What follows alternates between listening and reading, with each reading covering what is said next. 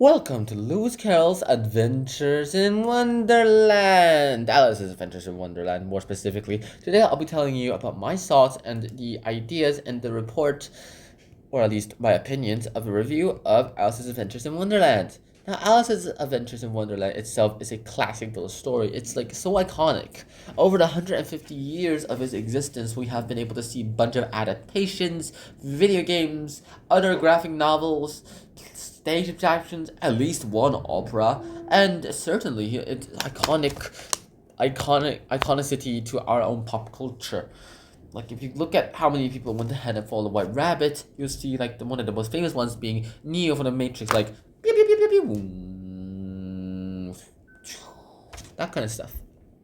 So obviously there's a bunch of stuff that we have to go ahead and look in here. Like there's a bunch of wordplay, there's a bunch of rules, and there's like you have some way to beat the system. But Wonderland itself, it's an incredible kind of story, mostly not because of the fact that it's iconic in its children's book, but mostly because of the fact of its ingenuity. As someone has once said, only a mathematician could have ever written Lewis Carroll's Alice's Adventures in Wonderland. And would you know it?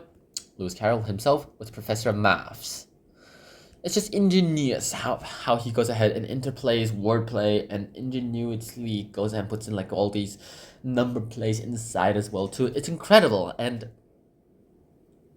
it's something that you should go ahead and think about. First of all, the wordplay part. Now, there's a part about the story and the Mad Tea Party where everyone is talking about the slipperiness of the English language. And here's a quote.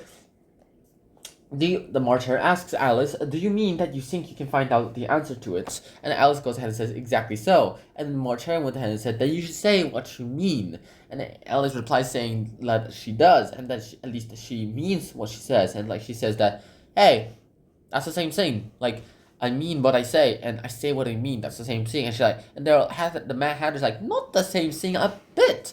Well, that's the same thing as saying I see what I eat is the same thing as I eat what I see.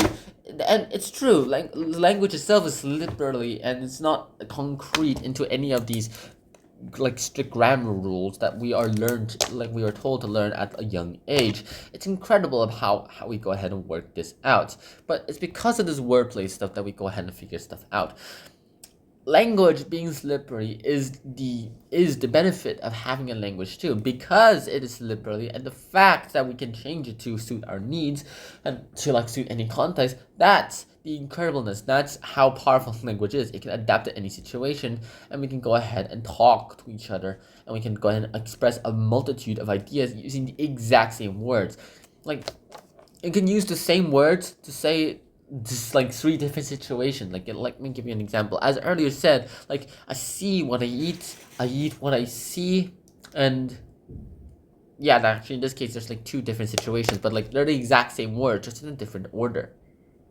And then of course we have to talk about our rules. Now here we have a bunch of rules that we have to talk about. Here the rules of Wonderland. It seems like Wonderland itself does not really have that many rules. In fact, it's incredibly crazy, knacky, wacky, that kind of stuff. Stuff that you typically find in like a children's book.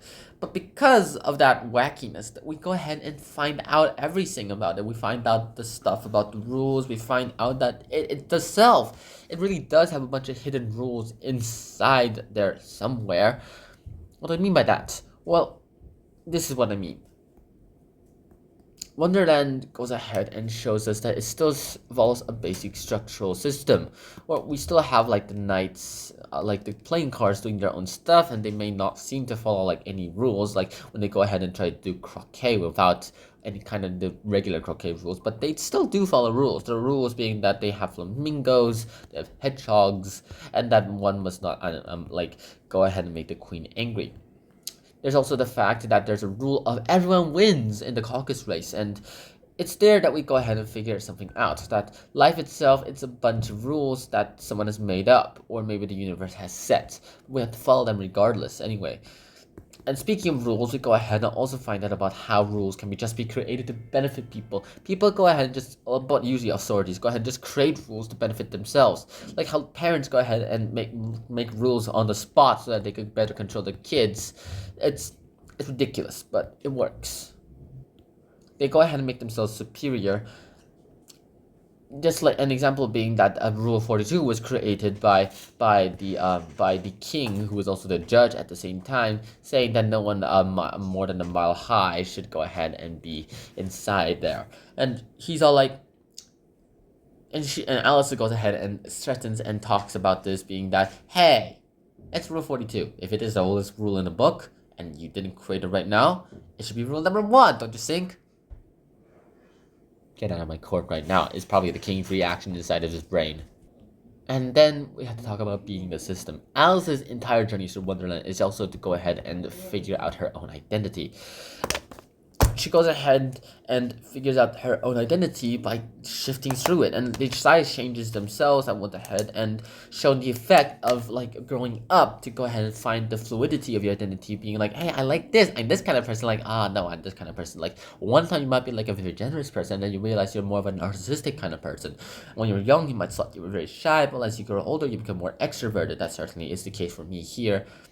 And because of that, we go ahead and figure out that we cannot just beat the system. We had to go ahead and talk about how we can work with the system, how we can dream with the system, and how we can go ahead and work out how the system works, how we can work out this area. And dreams themselves are an important part of this, not also, albeit not the most important part. It does go ahead and tell us something about dreams as well too. One thing that I don't think most people kind of think about, or maybe it's just me, is that Lewis Carroll also tells us that dreams are important. Little kids have their imaginations, but as you grow older, you go ahead and start losing that imagination. Something that's been like a big major theme inside like a TV show I used to watch when I was a little kid, and that I still watch right now. As you grow older, you lose your imagination, but maybe the only part that you could probably keep as you grow older is your imagination. If you do keep your imagination, you can go ahead and start thinking creatively about different ways. Sure, you have to base some part in logic, but like, you still need to have an active imagination to think of stuff that you know that could never happen. That doesn't mean you have to stay childish. No, you don't need to. Also, the definition of being childish itself is something on par of different thing. Like, when did a hero who started saving the world and trying to act like him is like started being childish? When did like that become replaced by I want to be married, that kind of stuff, or more ironically, I want to be pregnant, that kind of stuff? Not looking at the little kid who went ahead and said that in his and her what I want to be when I grow up, that kind of stuff. So yeah, that's about it. That's my thoughts on Alice's Adventures in Wonderland. The incredibility and the duality of everything here. The ability to go ahead and grow up, and how Lewis Carroll goes ahead and explores that. And the fact that Lewis Carroll himself talks about what we lose as we grow up. What children still retain, what we, the adults and teenagers, don't. So I hope you guys enjoyed this episode of Hunter John. I hope to see you guys soon. And until next time, 喜欢 peace. Bye bye.